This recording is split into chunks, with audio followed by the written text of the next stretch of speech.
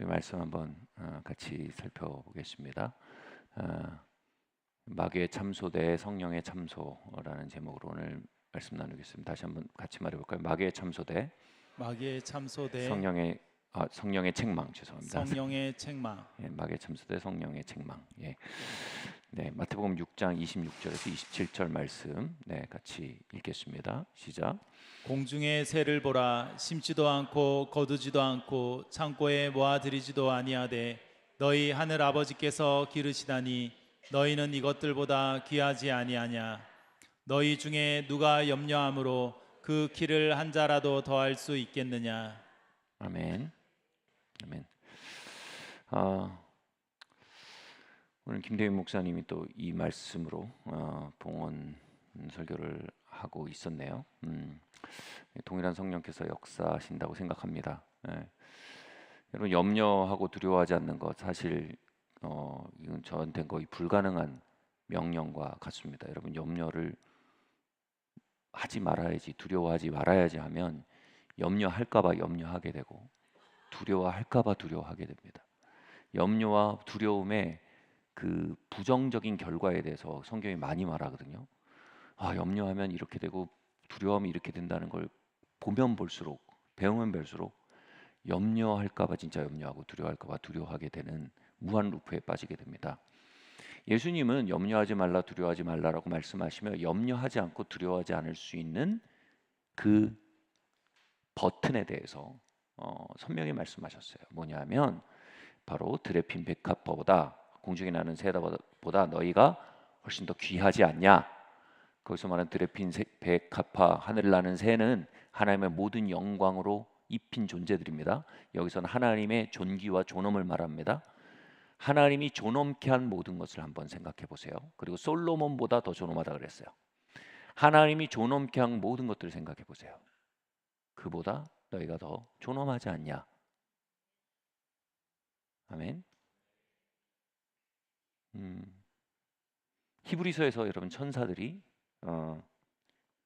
성도들에 대한 판단을 받게 될 뿐 아니라 성도들의 섬기는 영이래요.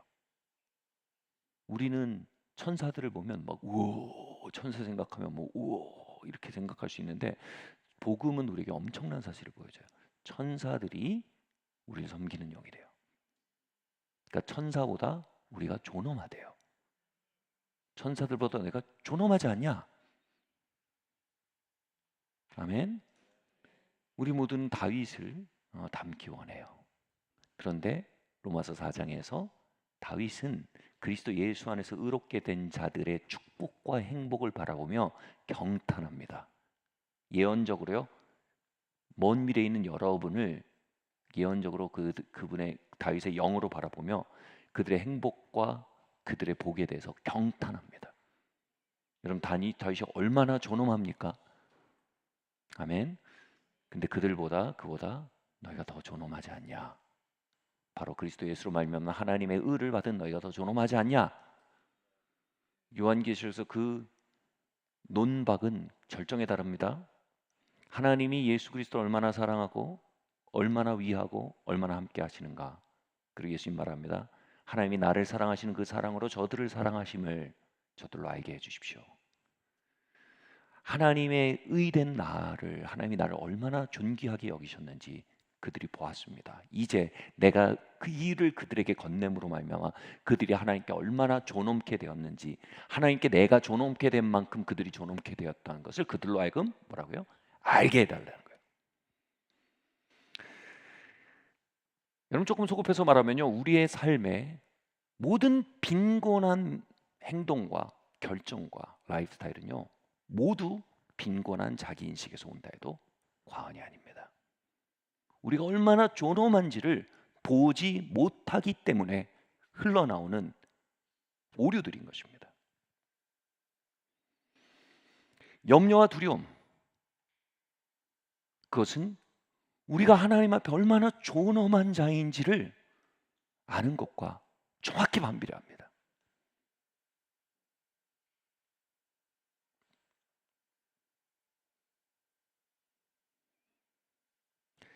놀라운 것은 예수님이 제자들의 염려와 두려움과 돈에 눌린 마음에 대해서 꾸짖으신 방법이 이거예요. 야, 이 수전 넣어야 하지 않으셨습니다. 돈 벌래야 하지 않으셨습니다. 이 빈곤에 쩔은 멘탈리티야 하지 않으셨습니다. 뭐라고 하셨습니까? 너희가 얼마나 존엄한지 알지 못하느냐. 이것이 예수님의 염려와 두려움의 라이프스타일들은 꾸짖음이셨어요. 야, 너네 얼마나 존엄한 줄 알아? 아멘.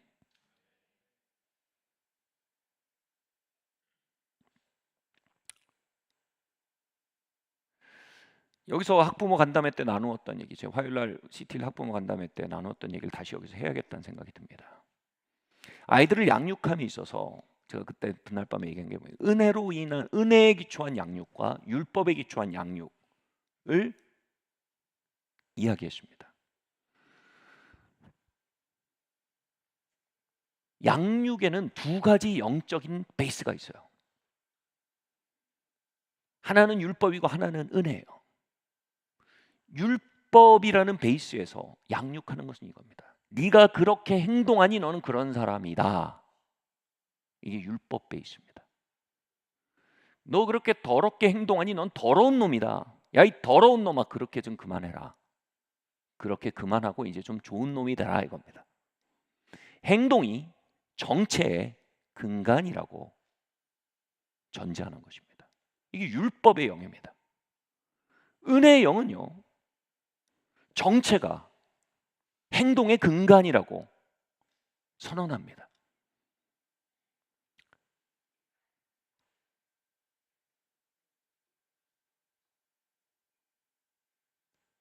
지난주에 얘기했듯 죄인들을, 다시 말해 죄된 행동과 말과 라이프스타일을 가진 자들을, 죄라는 결과가 나오고 있는 이들의 죄를 끝내기 위해 예수님께서 쓰신 방법은 뭐냐면 그들에게 새로운 정체를 주시는 거예요.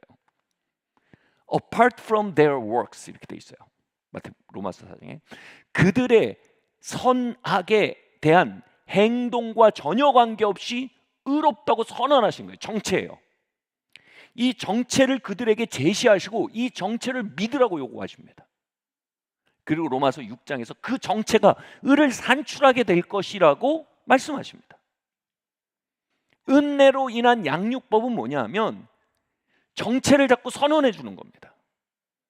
진흙탕으로 행동하고 있는 사람에게 정체를 선포해 주는 거예요. 그게 뭐예요? 은혜로 정체를 선포해 주는 거예요. 선물로서 정체성을 주는 겁니다. 그 선물을 받아야 되는 거예요. 우리가 그걸 믿음이라고 합니다.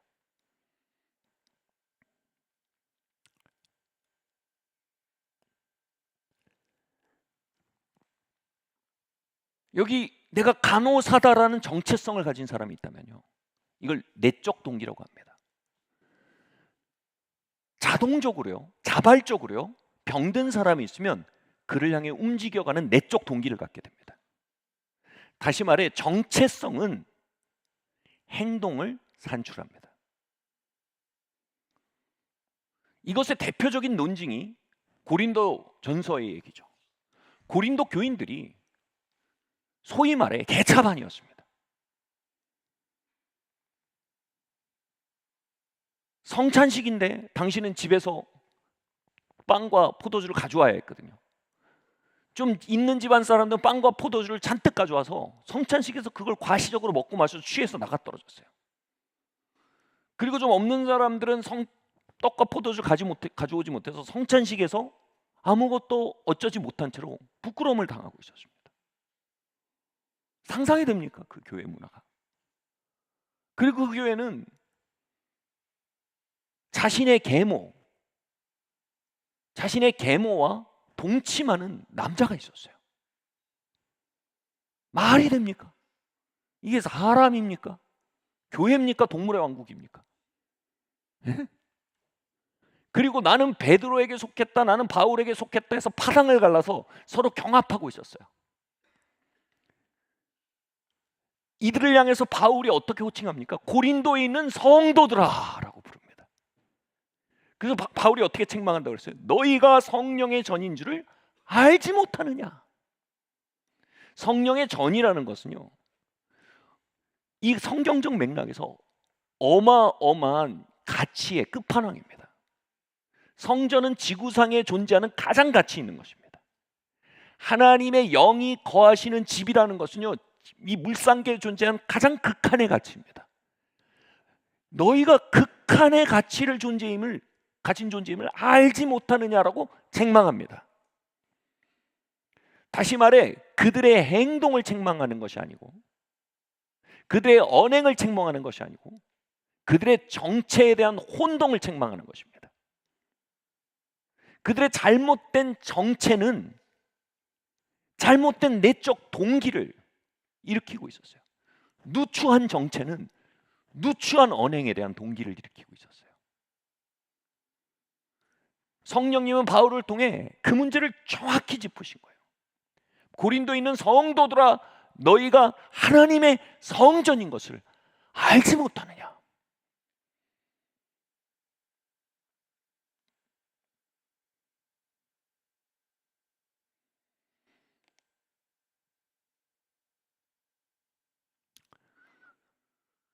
현대 심리학의 발견은 이것을 명료히 얘기합니다. 내가 누구라고 믿느냐가 내가 무엇을 할 것인가를 결정한다는 사실을 확정짓습니다. 다시 말해 내가 행동하고 있는 바는 내가 나에게 대해서 믿는 바에 대한 발현이라는 것입니다. 그래서 우리는 행동을 바꾸려 하기 이전에, 행위로 의로워지려 하기 이전에, 행위로 괜찮은 사람이 되려 하기 이전에 값없이 의롭다 하시는 그분의 선언에 부딪혀 그분의 선물로 주신 충격적인 우리의 정체를, 은혜로 주신 충격적인 정체를 우리의 것으로 받아들여야 합니다. 그냥 받아들이는 게 아닙니다. 이전에 있던 그 남루한 정체를 부서뜨려야 합니다. 이전에 있던 그 빈곤한 자기인식을 박살내야 합니다. 그리고 그 박살난 자리에, 폐허가 된 자리에, 잘못 지어 올려진 건물, 잘못된 기초 위에 지어진 모든 건물이 부서진 그 자리에 그리스도의 복음, 값없이 의롭다 하시는 은혜의 복음이라는 기초 위에, 이게 뭐예요? 그리스도라는 반석 위에 새로운 정체를 받아들여야 합니다. 선물로 주시는 정체를요. 이것이 성도인 저와 여러분이 요구받고 있는 자리이며, 다시 말해 믿도록 요구받는 것입니다. 믿는다는 말은 복음에 동의한다는 것이 아닙니다.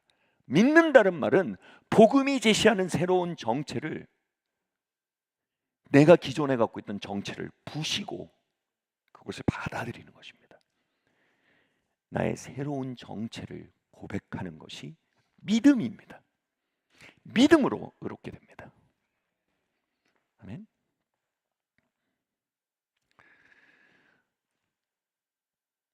요한복음 16장 7절에서 11절 말씀은요, 성령께서 우리를 믿음 안으로 부르시는 것이 얼마나 복음적인 과정인지를 잘 보여줍니다. 한번 읽어보겠습니다.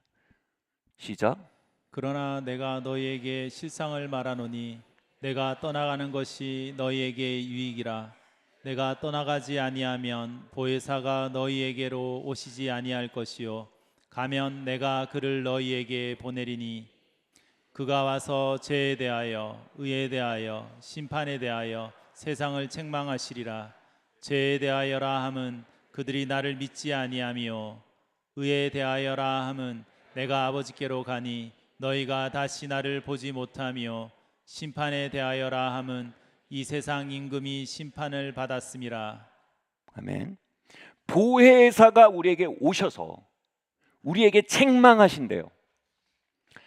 근데 이 책망이란 단어가 드러내신다는 단어고, convince, 설득하신다는 단어입니다. 그러니까 우리 안에 있는 뭐라고 합니까? 죄에 대해 책망하신다. 죄를 드러내시고 죄를 의로, convince, 설득하신다는 거예요. 근데 죄가 뭔지를 드러내시는지 보세요. 죄가 뭐예요, 여기서?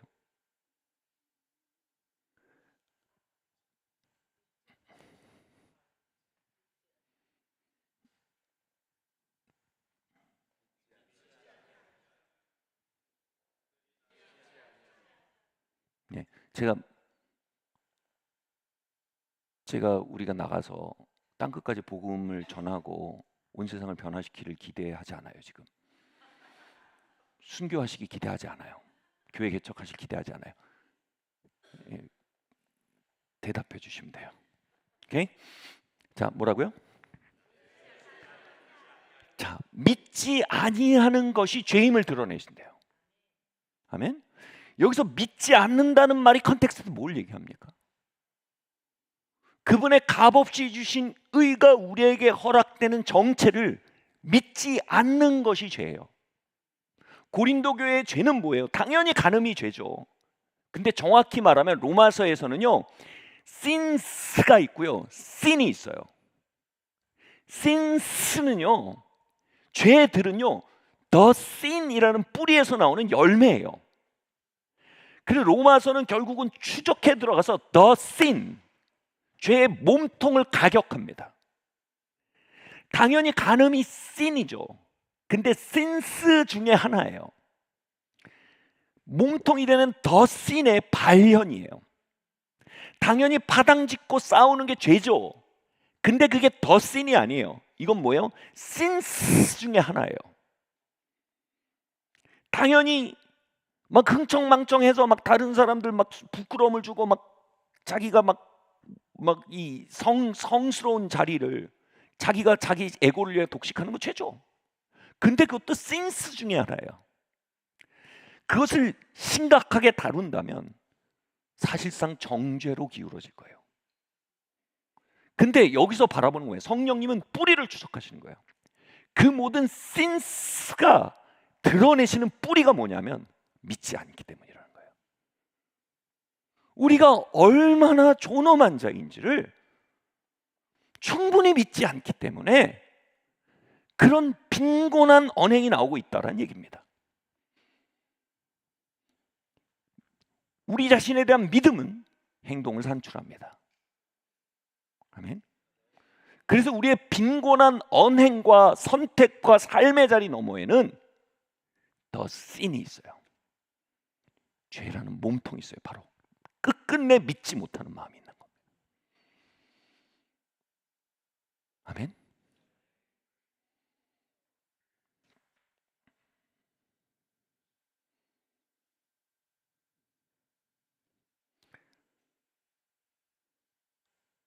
제가 20대 초중반에 애욕과 어떤 집착, 그리고 더 나아가서 여러분 정욕적인 유혹도요, 사실은 애욕과 연결되어 있어요. 애욕은 뭐냐면 내가 이 사람을 흘려보내면 이 사람만큼 나를 아껴줄 사람이 없을 거야 라는 흔들림이 있어요. 근데 이 애욕 너머에 뭐가 있어요? 하나님이 나를 존귀히 여기시고 나를 위한 사람을 준비하고 계시다는 그분에 대한 신뢰의 결여가 있어요. 다시 말해, 한 남자로서 하나님 앞에 존엄이 없단 말이에요. 그럼 그게 정욕으로 발현되거나 애욕으로 발현이 되는 거예요. 우리의 삶의 영역에는 참품이 없고 존귀하지 않은 언행이 나타나는 영역이 있어요. 성령님은 그 열매들을 말씀하신 게 아니라 그 뿌리를 드러내세요. 아멘.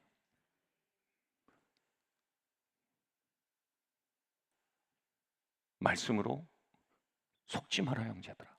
모든 좋은 것과 완전한 선물이 빛들의 아버지이신 하나님께로부터 말미암지 않느냐란 말씀으로 제 속에 있는 불신을 드러내셨어요. 그 하나님이 나에게 선물을 주시는 분이란 사실, 그리고 그분이 나에게 이 영역에서도 선물을 주시기에 나는 충분히 그분께 존귀한 존재라는 사실, 그로 말미암는 신뢰, 이것을 회복하심으로 이 열매들을 잘라내셨어요. 그리고 정말 하나님이 준비하신 것을 향해 걸어 들어갈 수 있는 제 속사람을 일으키셨단 말이에요. 그 속사람은 뭐예요? 아바 앞에서 내가 얼마나 존엄한 자인지를 발견하는 거예요. 그것을 자녀의 영이라고 할 수도 있어요. 아멘. 네.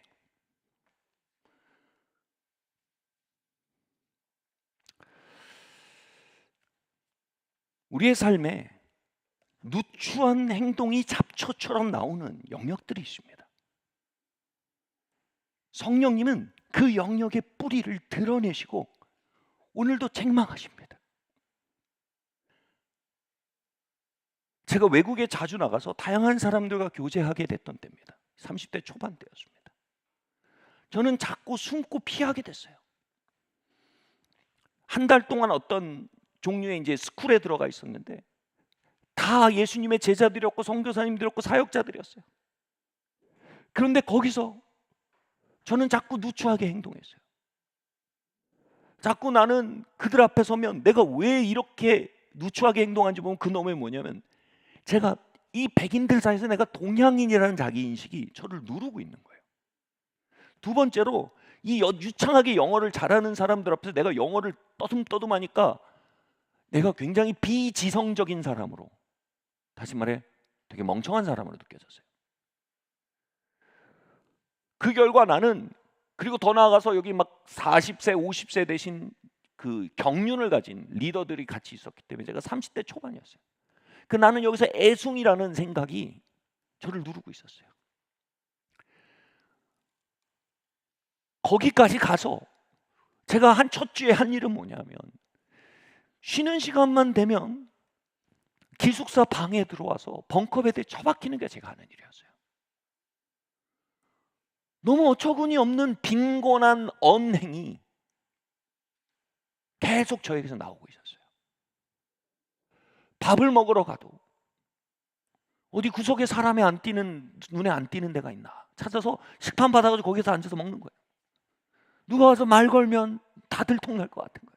그래서 구석에서만 먹고 빨리 들어가갖고 벙커베드에 처박히고, 그러다가 제가 순간 마음속에서 성령께서 책망하기 시작하셨어요. 그 책망의 말씀이 뭐였냐면 골로새서 말씀을 같이 한번 읽어볼까요? 시작.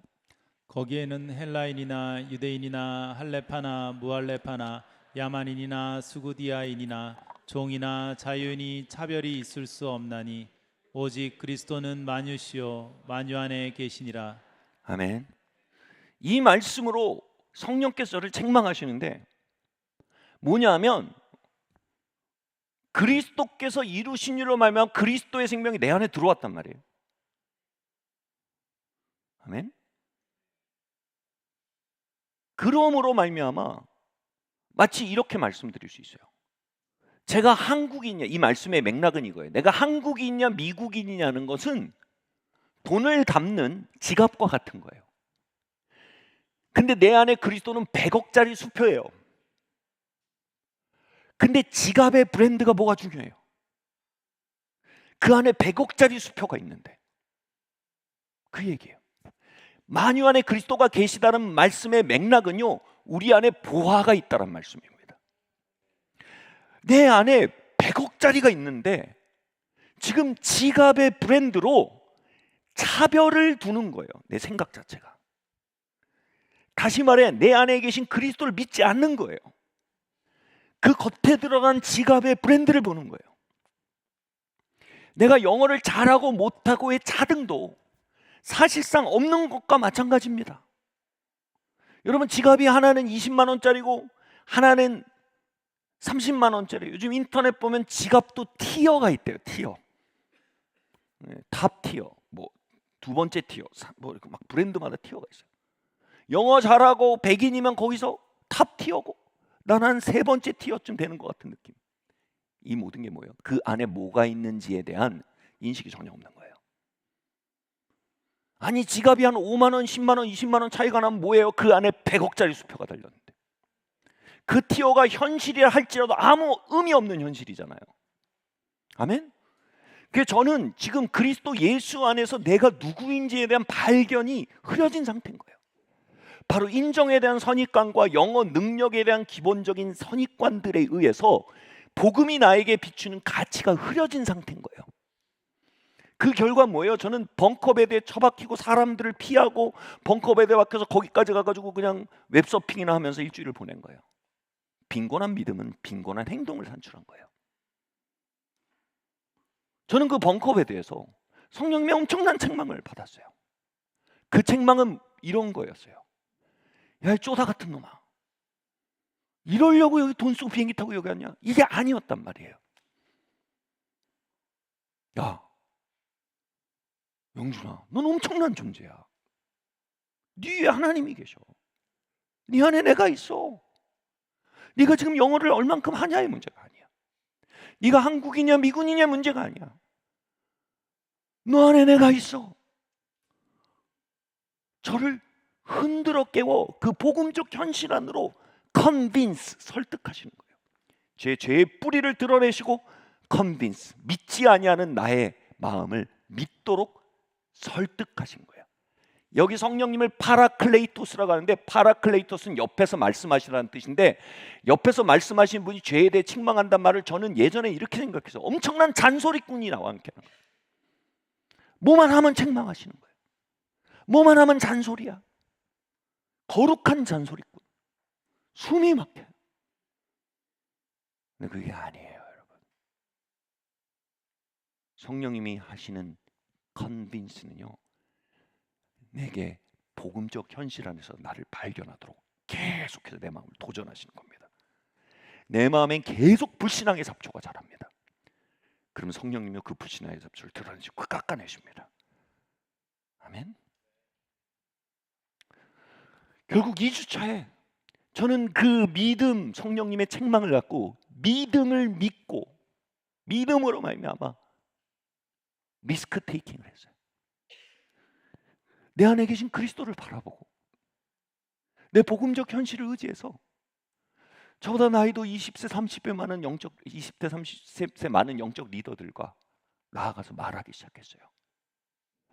버벅거리는 영어로 말하기 시작했어요. 20년이 지난 지금 그렇게 시작된 관계들은요, 제 삶에 어마어마하게 중요한 축이 되어 있습니다. 이번 주에도요, 굉장히 중요한 과정이 있었어요. 그때 그들에게 제가 문자를 했어요. 전 세계에서 그들이 기도하겠다고 답을 합니다. 엄청난 격려와 힘을 담아서 마치 천군들이, 하늘의 군대가 저와 함께 싸우는 듯한 느낌을 받을 정도로, 제가 그 빈곤한 자기인식에 갇혀 있었다면 이 거대한 삶의 축을 빼앗긴 빈곤한 삶의 연속이었을 겁니다. 오늘도 하나님은 우리를 풍요한 믿음 가운데 도전하고 계십니다. 그래야 말미암아 풍요한 언행이 흘러나오게 하기 원하십니다. 그러므로 하나님께서 허락하신 진정한 의미의 풍성한 삶으로 우리를 계속해서 끌어나가고 계십니다. 우리의 벙커베드 속에서요. 아멘. 이 성령님의 책망입니다. 두 번째로요, 성령님은 의에 대해서 책망하신대요. 의에 대해서 책망하신다. 이 말이 뭔지 설득하시고 가르치시다는 거예요. 의의 내용이 뭐예요? 주님께서 죽으시고 다시 사셔서 승천하셨다는 내용 자체가 의래요. 우리는 의가 옳게 행동하고 옳게 행동하지 못하는 것에 관한 것인 줄 알아요. 우리 행동에 관한 것인 줄 알아요. 근데 성령님이 오셔서 새로운 의의 가치에 대해서 컨빈스, 설득하신다는 거예요. 주님의 죽으심과 다시 사심과 주님의 승천으로 말미암아 우리에게 선언된 거대한 복음을 의로서 우리에게 제안하시는 거예요. 자, 여기서 하나님의 의, 은혜로운 의에 대해서 고린도후서가 이렇게 말합니다. 우리의 거울이라고 말합니다. 그것이 우리가 누구인지 비추어주는 거울이라는 뜻이에요. 제가 정체감, 아니 정체성에 대해서 인간의 의식이 어떻게 내가 누구이다라는 정체성을 갖게 되는지 공부를 해봤어요. 어디서 시작되냐면, 아이가 태어나서 거울을 처음 보고 거울 속에 있는 자신이 모습을 알고 그 개체를 인식할 때 정체성이라는 게 생긴다는 거예요. 그리고 1차 양육자의 관계 속에서 그들의 표정과 목소리 속에서 이제 미러링 한다 그래요. 그들 속에서 자신에 대한 반응과 자신이 일으킨 파장에 대한 반응들이 일어나는 걸 보면서 그걸 거울로 삼아 자신의 정체감을 형성한다는 거예요. 그리고 그렇게 빌드업된 정체감에 비추어서 평생 살아간다는 거예요. 그런데 복음이 우리의 거울이라고 고린도후서 말합니다. 다시 말해 우리가 새로운 정체를 길어내올 수 있는 거울이 복음이라는 거예요.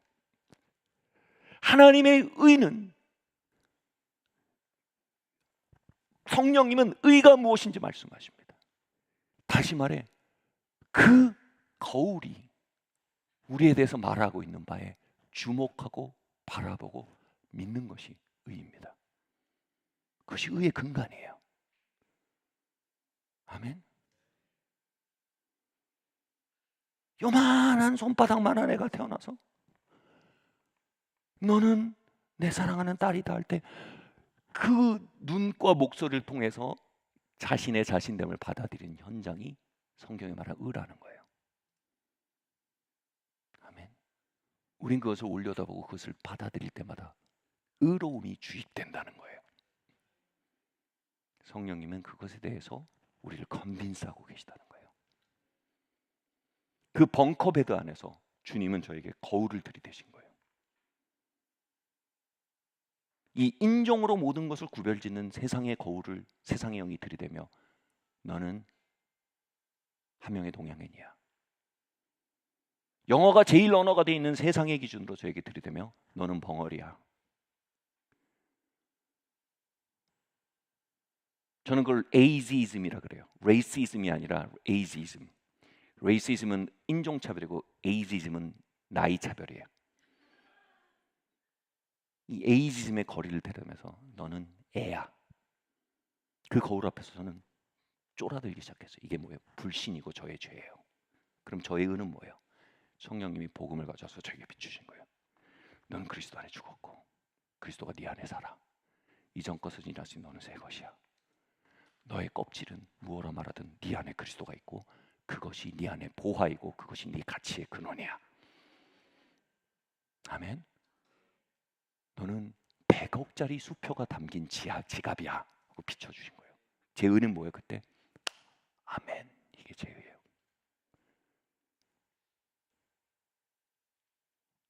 그게 제 의예요. 성령님은 그게 의라고 말씀하시는 거예요. 복음과 내 존재가 커넥트, 연결되는 그 순간 자체가 의예요. 그리고 그것이 연결될 때 그 거울은요 저에게 어마어마한 정체감을 주입합니다. 아멘. 세 번째로요, 성령님이 오시면 우리 안에 세 번째 거를 증거하세요. 뭐냐면 세상 임금이 심판받았다는 것에 대해서 증거하십니다. 세상 임금이 누굽니까? 사탄입니다. 사탄이 누굽니까? 참소자 정죄자입니다. 참소자 정죄자가 하는 것이 무엇입니까? 아마 참소자 정죄자가 고린도 교회 편지를 쓰면 이렇게 될 것입니다. 이 부정하고 더럽고 간음하고 음란한 너희가 어찌 성도라고 할 수 있겠냐? 이 성도도 성도의 자격도 없는 놈들아. 고린도 교회 사람들을 부르는 근거가 뭐예요? 그들의 외적 행동이에요. 추상같이 옳은 말인데 그들의 정체성 자체가 완전히 파괴되는 거예요. 정체의 원인 결과가 바뀌어버리는 거예요. 행위에 기초한 정체예요. 여기 무한 루프에 빠져요. 이 더러운 놈아라고 정체를 가지면 더러운 행동을 하는 내적 동기를 갖게 됩니다. 그리고 그 내적 동기에 기초해서 그러니까 더러운 놈이 맞다니까 하면 그것을 믿으면 다시 더러운 행동을 하고 싶은 강력한 내적 동기가 형성이 됩니다. 무한 루프에 빠지는 겁니다. 세상 임금이 심판받았다는 말, 고린도서에서 이렇게 말합니다. 세상의 영이 우리의 마음의 눈을 가려서 그리스도 예수 안에 있는 복음의 광채를 보지 못하게 한다라고 말하며 그 이후에 뭐가 나오냐면 율법의 장막이, 베일이 그리스도의 얼굴빛을 보지 못하도록 가린다. 그 얼굴빛이 뭐냐면 우리의 미러다 이렇게 얘기합니다. 다시 말해 복음의 광채가 우리의 거울인데 세상의 영 마귀가 율법이라는 베일을 가져와서 그 거울을 보지 못하게 우리의 눈을 가린다. 다시 말해 그 벙커베드에서 세상의 영은 이렇게 말한 거예요.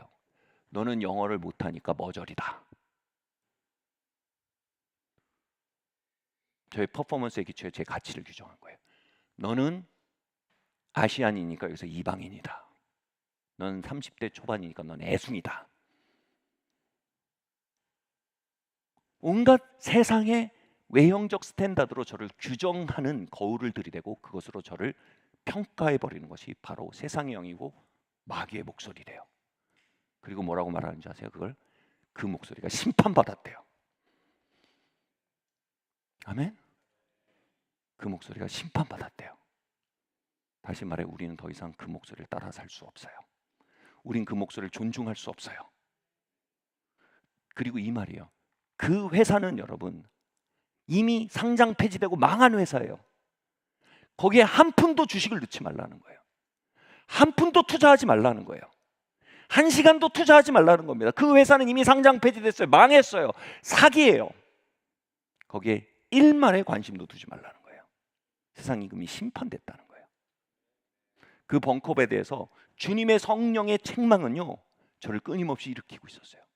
그 책망이란 어감 자체가 이미 책망이라는 단어에 기초한 저의 트라우마적 반응을 불러일으켜서 여러분의 트라우마적 반응을 일으켜서 성령님의 책망의 본질을 깨닫지 못하게 해요. 근데 성령님의 책망은요, 우리가 생각하는 그 책망과 너무 다른 거예요. 그 속에서 마귀는 이렇게 정죄하고 있는 거예요. 야, 제가 벙커에 대해 처박혀 있으니 그 행동이 있으면, 야, 이 루저야, 네가 비행기 타고까지 여기 와가지고 벙커베드에 처박혔냐, 이 루저야. 다른 사람 몰라도 내가 지난 20-30년 동안 내가 널 봤어. 너희 쪼다 같은 거, 이 쪼다 같은 집, 초중고 때부터 계속했던 쪼다 같은 집 여기서 또 하고 있잖아. 다른 사람 몰라도 난 알아. 넌 쪼다야.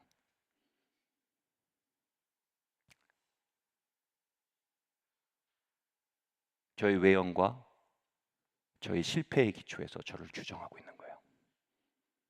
그걸 들으면 들을수록 더 내려가요. 더 쪼다란 걸 믿을수록 더 쪼다같이 행동하게 돼요. 더 쪼다같이 행동한다고 규정당할수록 더 쪼다인 걸 믿게 되고, 그럴수록 더 쪼다 같은 행동을 해요. 이 쪼다 같음의 끝이 어디? 죄송해요. 설교에서 왜 이런 표현을 써요? 이 루저 같음의 끝이 어딘지 정말 끝이 없는 루저 같은 행동에 무한 사이클을 일주일 동안 경험했어요. 지금 이 경험들이 여러분의 인생의 벙커베드와 연결되어 있는 분이 계시다면 한번 옆 사람이 하면 창피하니까 손을 한번 요 정도만 흔들어 주시겠어요? 네. 여러분의 벙커에 대해서 마귀의 참소와 성령님의 책망이 교차하는 현장이 무엇인지 알겠는 분 계세요?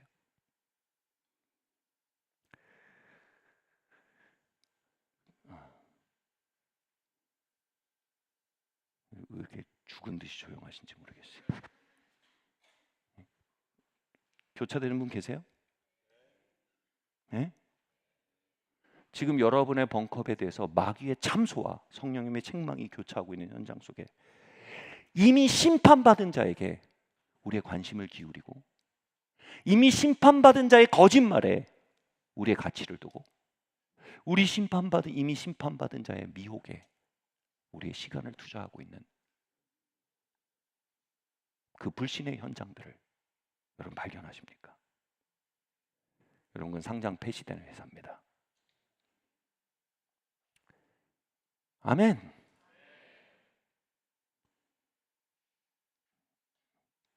아멘.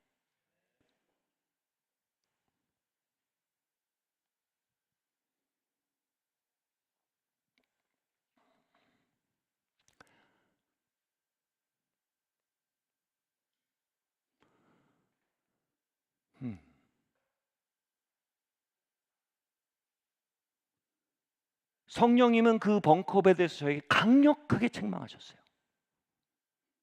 얘야,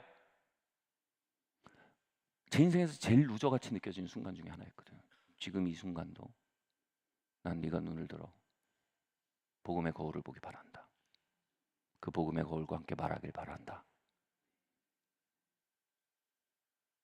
그 복음의 거울을 올려다보지 않는 the sin, 불신이라는 죄에서 걸어나오길 바란다. 그리고 그 복음의 거울이 말하고 있는 존엄을 끌어안길 바란다. 아멘. 그리고 그 일에 있어서 아직 완전하지 못해서 갈짓자로 그 길을 가며 세 걸음 앞으로 갔다 뒤 걸음 뒤로 갔다가 세 걸음 앞으로 가고 있는 너의 과정 속에 있는 너의 여정을 정죄하는 사단이 책망받은 존재임을 알기 바란다.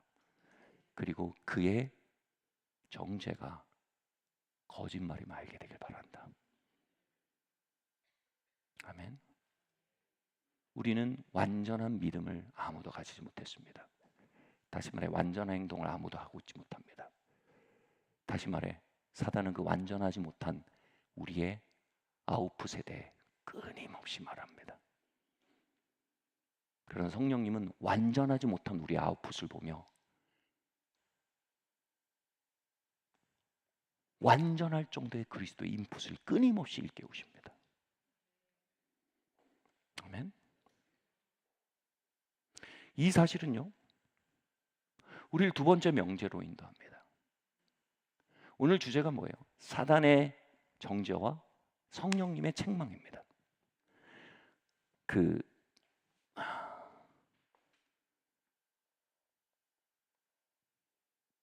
제가 이름을 까먹었는데 미국의 유명한 그 무브먼트를 일으킨 어떤 상담학 박사이자 목회자가 있어요. 그분이 이런 얘기했어요.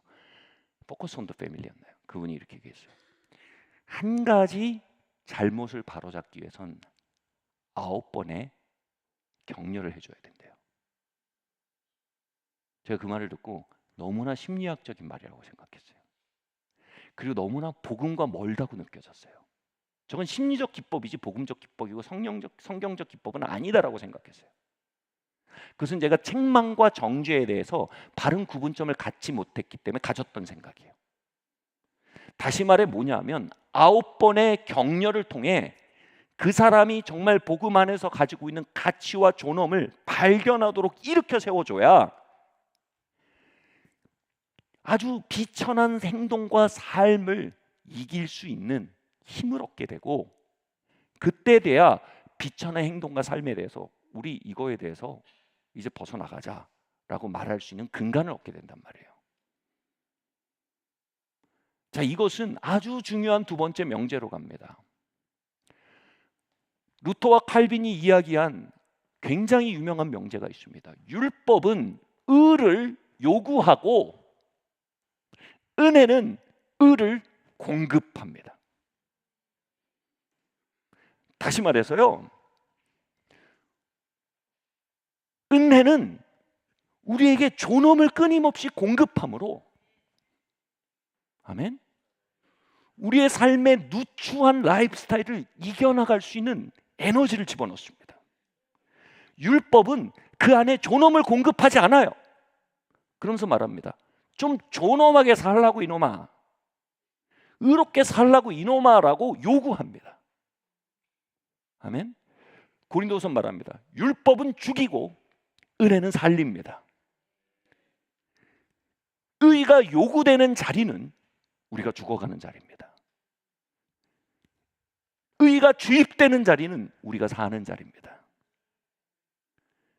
9번의 격려가 한 번의 교정의 근간이어야 한단 말이 바로 너무나 성경적이고 복음적인 말이 되는 거예요. 다시 말해 의를 끊임없이 공급해 줘야 된다는 거예요. 존엄을, 내적 존엄을 끊임없이 공급해 줘야 된다는 겁니다. 그러면 그가 의한 의로운 삶이라는 아웃풋을 낼 수 있는 미천을 가질 수 있게 된다는 겁니다.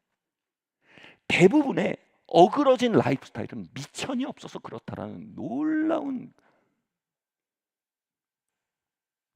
인간관을 보여주는 것입니다. 우리에게는 율법이 필요한 게 아니라 은혜가 필요하다는 놀라운 의식의 전환을 가져오는 것입니다. 여러분, 은혜의 적이 죄가 아니에요. 아멘. 은혜의 적이 죄가 아니에요. 은혜의 적은 율법이에요. 죄가 은혜를 멈추게 하잖아요. 은혜가 죄를 멈추게 해요. 은혜를 멈추게 하는 건 율법이에요. 따라오시겠어요? 우리가 의를 공급하시는 목소리에서 떨어지게 하는 건 우리의 죄가 아니에요. 의를 공급하시는 목소리에서 떨어지게 하는 건 율법이에요. 그리고 우리가 의에 대한 요구에 지배받기 시작하면 어느새 의를 공급하시는 은혜로부터 멀어져 있어요. 그리고 의를 연기하느라 의를 공급받지 못해요. 그래서 죄를 이기는 삶은 의의 공급으로 말미암는 부산물이 아니라 내 힘과 노력으로 이겨나가야 할 어떤 내 의가 되고 마는 거예요. 이 싸움은 반드시 질 수밖에 없는 싸움이에요. 자, 너무 어렵지 않으셨으면 좋겠어요.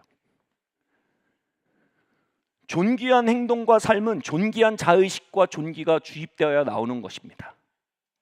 사단은 귀함이 없는 우리의 삶의 내용에 대해서 지적하면서 그것이 얼마나 열등한 모습인지 계속해서 말합니다. 성령님은 끊임없이 존엄을 우리에게 주입하시면서 복음으로 말미암는 존엄과 의를 끊임없이 깨닫게 하심으로 우리에게 끊임없이 의를 공급하시는 데 집중합니다. 그렇게 함으로 점점 그 주입된 의가 의로운 아웃풋으로 나타날 것을 확신하십니다. 그분은 조급하시지 않으십니다. 그분은 흠뻑 은혜를 주십니다. 제가 이 은혜에 대해서 배워가면서 아이 셋을 키웠잖아요. 제가 가장 이것에 대해서 많이 깨닫고 은혜가 제 안에 들어온 상태에서 막내가 태어났습니다. 막내를 키우면서 좀 다른 하나님의 운동을 경험했어요. 이 아이가 예를 들면 저에게 존엄을 갈구할 때가 있어요. 여러분, 존엄을 우리가 복음으로부터 우리 스스로에게 공급하는 단계가 있고 존엄을 부모로부터 받아야 되는 때가 있어요. 다시 말해 아직 어린아이예요. 이 아이가 십자가로부터 존엄을 길어낼 영적 능력이 아직 있는 상태가 아니에요. 이 아이는 존엄을 갈구합니다. 부모로부터요. 그럼 부모는 반드시 은혜의 기초에 아이를 대할 줄 알아야 되죠. 근데 이 애들 자라나는 기간 동안 이런 경우가 많아요. 이 아이가 와서 자기를 안아달라. 자기 자는데 와서 옆에 누워 있어라. 제가 그것에 대해서 점점 이게 얼마나 중요한 시간인지를 알게 됐어요. 왜냐하면요, 그때 제가 가서 제 퀄리티 타임이죠. 제 시간의 가치를 그 아이에게 지불하고 그 아이 옆에 있고 그 아이를 안아주고 그 아이에게 저의 눈빛을 통해 아이의 가치를 발견하고 제 목소리를 통해 아이의 가치를 발견하고 제가 그 아이에게 퀄리티 타임, 제 가치 있는 시간을 줌을 통해서 저의 행동을 통해 그 아이를 가치를 발견하게 해주는 것. 이것을 통해 뭐예요? 존엄을 주입해 주는 거예요. 이런 마음이 드는 거예요. 영준아, 네가 이 아이가 너에게 존엄을 구할 때 지금 존엄을 충분히 공급하면 그 존엄이 이 아이의 삶에 들어가서 아이로 하여금 옳은 삶을 살게 가르칠 거야. 그런데 네가 존엄을 공급할 기회를 놓치면 네가 어떻게 옳게 살아야 되는지 끊임없이 잔소리해야 될 거야. 이해하세요? 저는 존엄을 공급하는 부모가 되든지 의를 요구하는 부모가 되든지 갈림길인 거예요. 그 부모로부터 존엄을 갈구하는 그 마음은요, 이 아이 인생의 골든타임인 거예요. 제가 존엄을 그 아이의 마음에 은혜로, 선물로 뭐 한 게 있어요? 서울대 갔어요? 뭐 옥대 연봉 보러 왔어요? 아니 막 교회에서 막 3시간씩 기도해서 야 김영준 목사님 자식은 확실히 달라 뭐 이런 평가를 얻었어요? 아무것도 없어요. 그냥 내 딸이에요. 그냥 존엄을 은혜로 주는 거예요. 선물로 주는 거예요. 그럼 뭐예요? 이것을 흠뻑 먹은 아이는 결국 살아갈 동안 그 존엄이 마땅히 걸어야 할 길에 대해 가르치고 마땅히 하지 말아야 해서 하게 말게 되고 마땅히 서야 할 자리에 서게 하도록 그 아이를 가르칠 거다라는 마음이 오는 거예요. 그래서 가능한 저에게 존엄을 필요로 할 때 존엄을 계속 주는 선택을 해야 했어요. 그리고 보게 되는 건 뭐냐? 물론 혼납니다. 물론 이상한 짓도 해요. 그럼에도 불구하고 내적 인식이 있으면 그 자기 인식과 어울리지 않는 행동과 선택에 대해서 자신에게 어색하다는 걸 알아요. 몇 마디 하면 그게 왜 아닌 줄 알아요. 자기에게 어울리지 않는다는 걸 압니다. 어떤 행동이 길게 말하거나 강하게 말하지 않아도 이것이 자신에게 어울리지 않는 옷임을 알아요. 왜냐하면요, 같이 증거예요. 제가 이건 아니자라고 말할 때 그 안에 있는 존엄감이 이건 아니다라고 같이 말하는 거예요.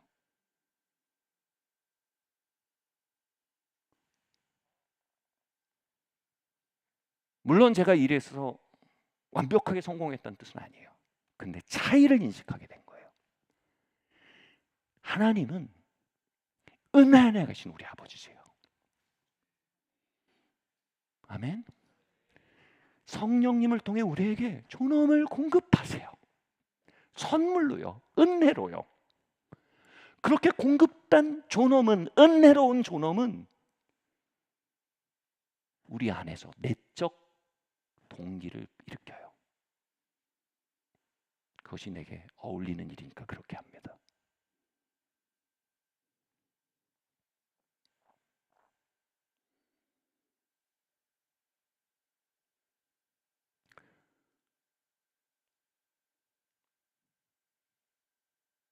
성령님의 책망은 이렇게 말할게요. 9번의 격려와 1번의 교정으로 이루어져 있습니다. 성령님은 1번의 교정을 위해 9번의 존엄을 퍼부어 주십니다. 아멘. 그리고 이 비루한 언행이 이 존엄과 얼마나 어울리지 않는지에 대한 내적 인식이 형성되기까지 존엄을 쏟아부어 주십니다. 그리고 성령님의 책망과 내 내적 책망이 일치하게 될 때 이것은 더 이상 내가 먹을 수 없는 음식을 알게 됩니다. 아멘. 문제는 이것입니다. 9번의 격려를 흠뻑 먹고 마시지 못하는 상태입니다. 왜요? 사탄의 정죄에 매여버리면 도대체 이걸 받아들일 수가 없습니다. 그래서 영양실조가 돼버립니다.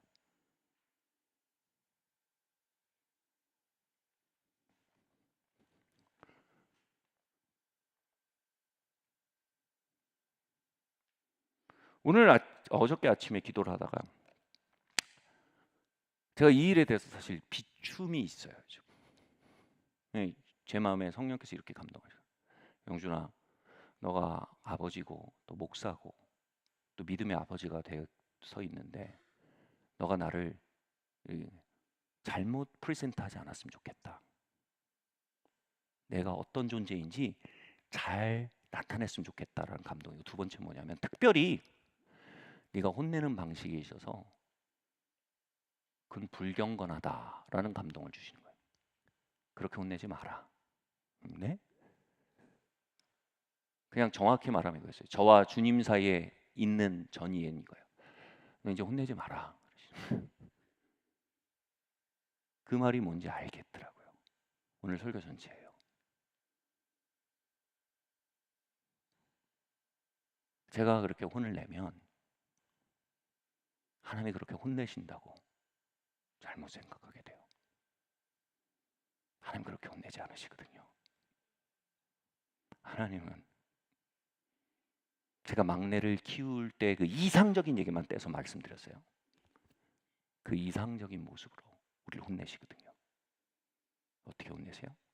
우리한테 퀄리티 타임을 주시고 우리의 존엄을 깨우시고 우리를 끌어안으시고 우리의 귀함을 깨우시고 그분의 눈빛과 그분의 목소리를 통해 미러링, 우리가 어떤 존재인지를 비추어 주심을 통해 우리에게 존엄을 주입하셔서 그 존엄이 우리 안에 주입되어서 내적 자발성과 동기로 그 무가치한 것들에 대해 거부감을 갖게 하시고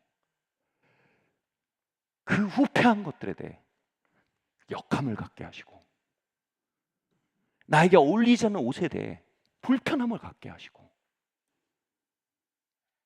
그렇게 함으로 우리의 존엄을 끊임없이 일으켜 깨우시는 걸 통해 우리를 책망하고 계시거든요. 그분의 책망이란 단어 자체가 인간의 책망이란 단어에 담길 수가 없는 거예요. 그게 파라클레이토스, 우리 옆에서 끊임없이 증거하시는 분의 현존인 거예요. 아멘. 그래서 제가 기도하게 됐어요. 하나님, 제가 혼내는 방식이 성령님과 공존하길 바랍니다. 아멘. 차라리 혼냄이란 영역이 아닌 거예요. 하나님, 제가 제게 주어진 권위로 사람들을 세우기 원합니다. 물론 교정하겠죠. 그건 뭐예요? 그의 존엄에 기초한 안타까움이죠.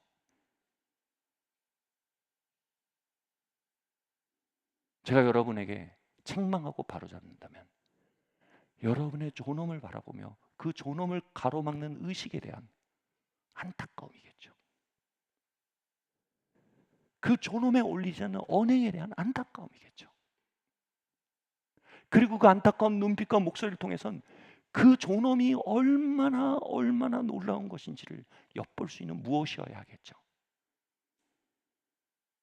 물론 그 일에 있어서 저는 자라나가야 되죠. 내일부터 완벽해질 수 없어요. 그 일로 저를 정죄하지 말아주세요. 그러나 그 길을 가야 한다는 걸 알겠는 거예요. 무슨 말인지 이해하시겠죠? 그리고 그 길은 우리 모두가 가야 될 일인 거예요. 모든 부모님들이 가야 할 길인 거예요. 모든 권위자들이 가야 할 길인 거예요. 아멘? 그리고 진짜 중요한 게 뭘까요? 사랑하는 성도 여러분, 여러분의 삶에 가장 권위 있는 존재는 여러분입니다.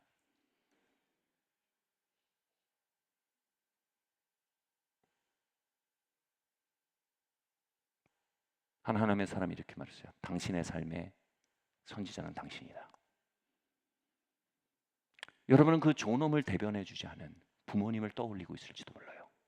그건 여러분 자신의 권위를 망각하는 거예요. 그 존엄을 주입해 주거나 양육해 주지 않은 주변 사람들을 떠올리고 있을지 몰라요. 그건 여러분의 권위를 여러분 망각하는 거예요. 여러분의 권위는요, 여러분 자신을 향해서 가장 중요하고 큰 권위예요. 여러분이 여러분의 권위로 사단의 참소와 함께 여러분에게 대언하고 있다면 여러분의 존엄은 항상 바닥일 겁니다. 아멘? 그리고 그 바닥난 존엄은요, 항상 비루한 언행과 선택과 라이프스타일을 양산하고 있을 겁니다.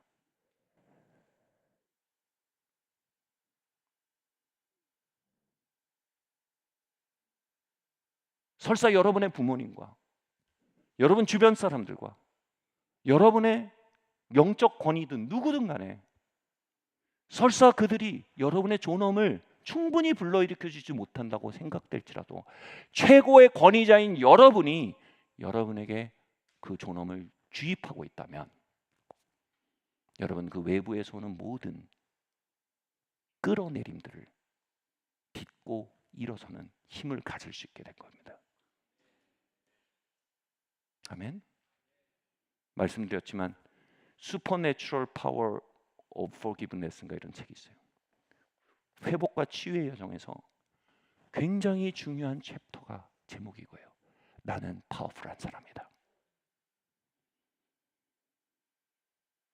우리는 다른 사람에게 희생된 존재가 아니라 바로 나 자신이 이 게임에서 정말로 파워를 가진 사람인 걸 발견해야 되는 거예요. 내가 성령님과 공조하기 시작하는 겁니다. 세상에서 가장 중요한 관계는, 가장 중요한 미러는 나와 나 자신의 관계입니다. 아멘. 부모님과 나와의 관계가 1차 영역의 관계가 중요한 건 뭐냐면 나와의 관계가 아직 설정이 안 됐기 때문입니다. 그러나 그 과거가 오늘도 나를 규정하게 하는 건 나와의 관계에 대해서 내가 책임과 권위를 인식하지 않기 때문에 과거가 나를 규정하게 하는 거예요. 아멘. 사랑하는 성도 여러분, 여러분 삶의 선지자입니다. 여러분 마귀의 정죄로부터 말하거나 성령님의 진정한 책망으로부터 말하거나 여러분 자신에게 대언하고 있는 존재입니다. 아멘.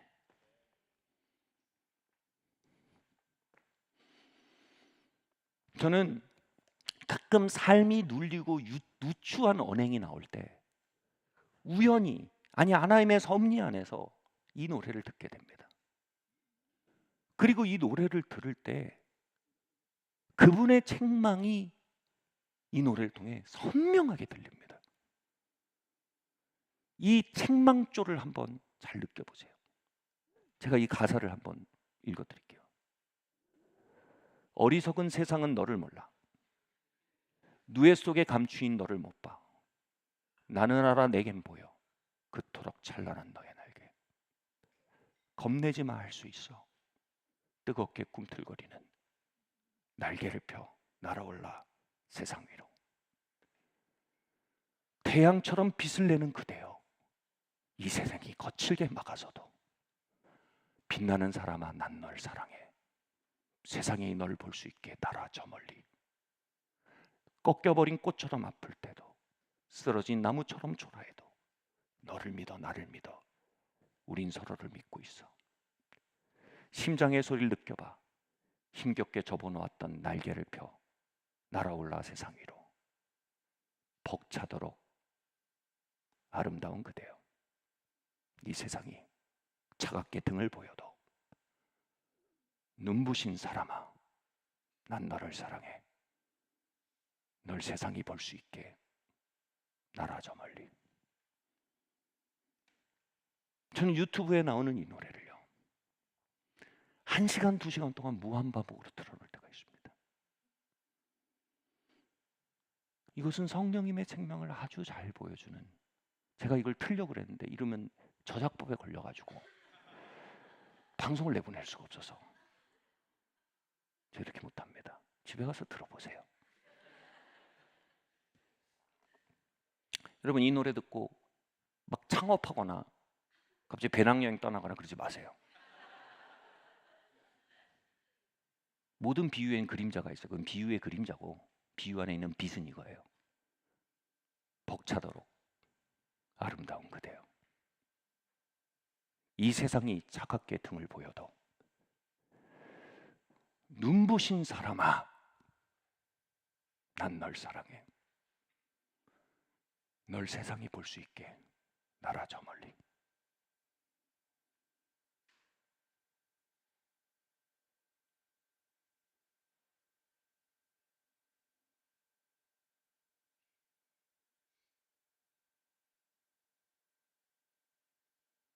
성령님의 책망으로부터 우리의 존엄을 길어낼 줄 알아야 합니다. 매일 아침 저녁 우린 복음으로부터 성령님의 음성으로부터 존엄의 밥상을 차려 우리 스스로에게 대접할 수 있어야 합니다. 그리고 그 밥상을 나눌 수 있어야 합니다. 저는 강단에서 여러분이 그 밥상을 먹도록 도울 수 있습니다. 그러나 그 밥상이 여러분의 삼시세끼 주식이 되게 하는 건 여러분입니다.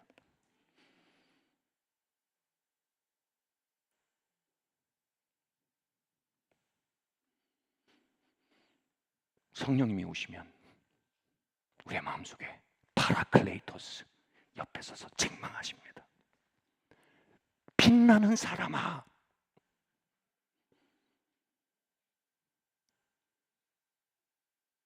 벅차도록 아름다운 사람아 의에 대해서 책망하십니다.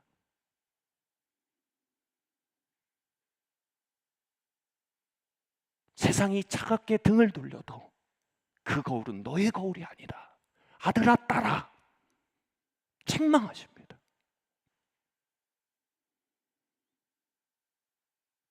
우리의 마음속에서 수건을 벗겨내십니다. 수건을 벗는 걸로 주의 얼굴을 보게 하십니다. 어떻게요? 거울처럼 보게 한대요. 그리고 그 거대한 존엄의 폭포 아래로 다시 부르십니다. 그곳에서 1차 양육관계에서 어떤 모든 누추함들이 벗겨지게 하시고 나의 실패와 죄와 누추함에 기초한 자기 선언들이 벗겨지게 하시고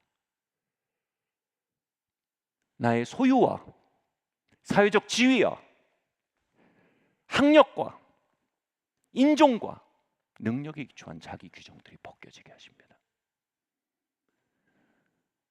나의 성취와 퍼포먼스와 영적 결과물들에 기초한, 다시 말해 나의 행위에 기초한 자기 규정들이 벗겨지게 하십니다. 그리고 그 무한한 폭포, 그 앞에 모든 것이 씻어지게 하시고 모든 것이 해갈되게 하시고 우리의 존재의 저변까지 흠뻑 젖게 하십니다. 아멘.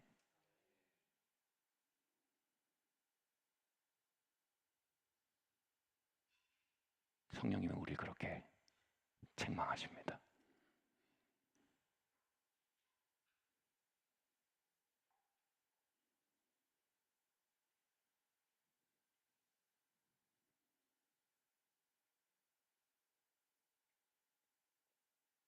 너희는 세상의 빛이라.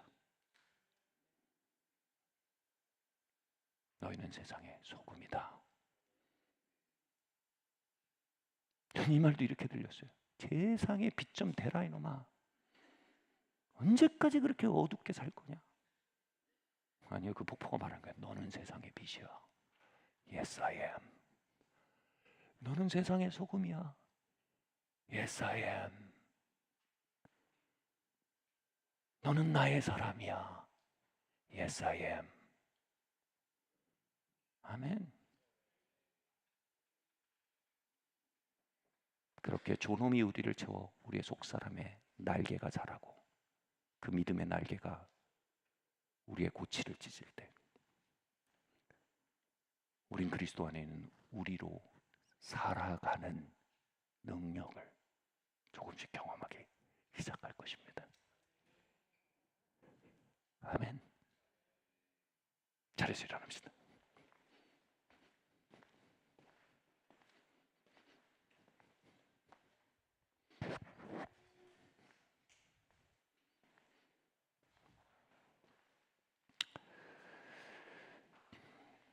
제가 은혜에 대한 설교를 거의 한 달 이상 했는데요. 제가 예전에 은혜에 대한 설교를 집중적으로 할 때 다양한 반응이 있었어요. 어떤 분들은 집에 가시다가 편의점에서 펴으로 맥주를 사가지고 집에 가서 부부가 따놓고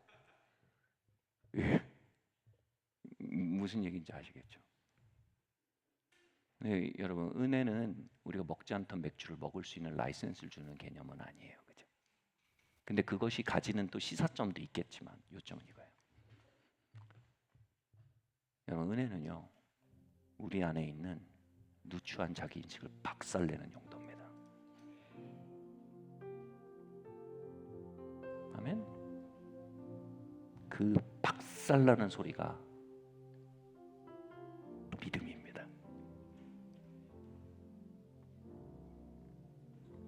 그 박살나면서 그 의가 주입한 새로운 정체에 화들짝 놀라는 소리가 하나님을 찬양하는 소리입니다. Amazing grace, how sweet the sound. 나 같은 죄인 살리신 그 은혜 놀라워. 잃었던 생명 찾았고 광명을 얻었네. 할렐루야. 폭포가 이곳에 있습니다. 폭포 앞으로 누추한 목소리에 짓눌린, 율법의 소리에 짓눌린, 마귀의 참소에 짓눌린 가란 영혼들여 나오십시오. 그리고 그 은혜의 폭포 아래 먹고 마시고 사십시오.